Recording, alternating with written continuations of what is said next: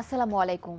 Crown cement সকালের খবরে আমন্ত্রণ জানাচ্ছি আমি ইসমত মিলি।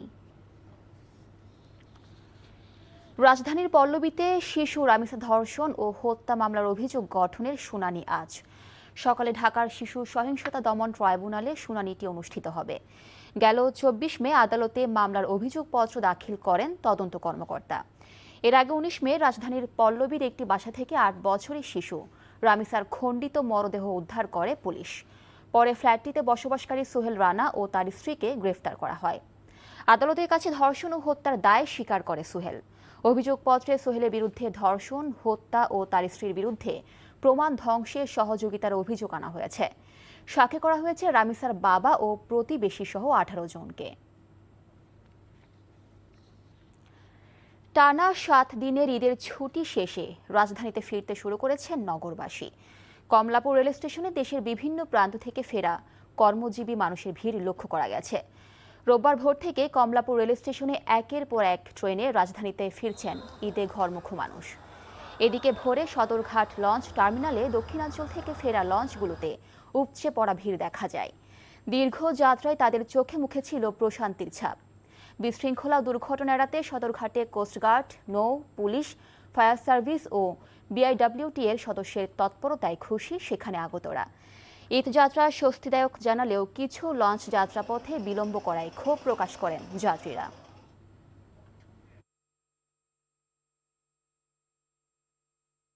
কোনো ধরনের কোনো সমস্যা হয় না, শান্তিপূর্ণভাবে আমরা ফিরতে পারছি আলহামদুলিল্লাহ। সিন্ডিকেট করে প্রতিবার আসার সময় মাছ নামায় আর আমাদেরকে এত লেট করে আনায়। যে লঞ্চ আধার কথা ৩টা বাজে মাত্র ৬টা বাজে নামাই দিছে। যাতায়াত ব্যবস্থাটা আগের চেয়ে অনেক সুবিধা হইতেছে। আগে যেরকম দুর্ঘটনা হইতো লঞ্চ ঘাটে, এখন মোটামুটি যে পুলিশ ঘাটাটা আছে যারা আছে তারা মোটামুটি সবকিছু নিয়ন্ত্রণ করতেছে। ১.৫ মাসের মাথায় আবারও বাড়ল জ্বালানি তেলের দাম। লিটারে ৫ টাকা বেড়েছে অকটেন, পেট্রোল ও কেরোসিনের দাম। তবে ডিজেলের দাম বাড়ানো হয়নি। রোববার রাত ১২টা থেকে বাড়তি দাম কার্যকর হয়েছে। ভোক্তা পর্যায়ে অকটেনের দাম ১৪০ টাকা থেকে বাড়িয়ে ১৪৫ টাকা, পেট্রোলের দাম ১৩৫ টাকা থেকে বাড়িয়ে ১৪০ এবং কেরোসিন ১৩০ টাকা থেকে বাড়িয়ে ১৩৫ টাকা নির্ধারণ করা হয়েছে। তবে প্রতি লিটার ডিজেল আগের মতো ১১৫ টাকায় পাওয়া যাবে। রোববার রাতে তেলের দাম সমন্বয় করে প্রজ্ঞাপন জারি করে জ্বালানি ও খনিজ সম্পদ বিভাগ।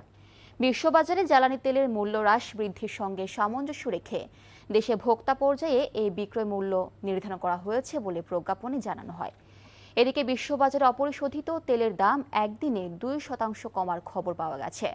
ট্রেডিং ইকোনমিক্সের হিসেবে মে মাসে আন্তর্জাতিক বাজারে ১৬% কমেছে অপরিশোধিত তেলের দাম।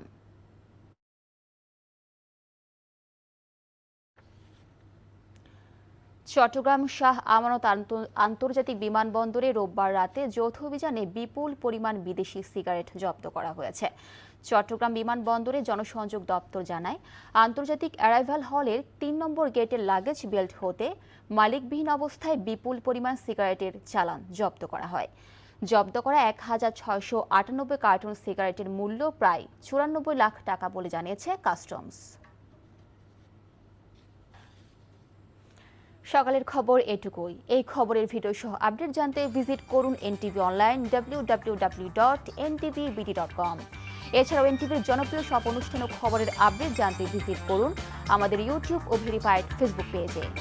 ১২টায় মধ্যাহ্নের খবর দেখার আমন্ত্রণ রইল। ধন্যবাদ সবাইকে।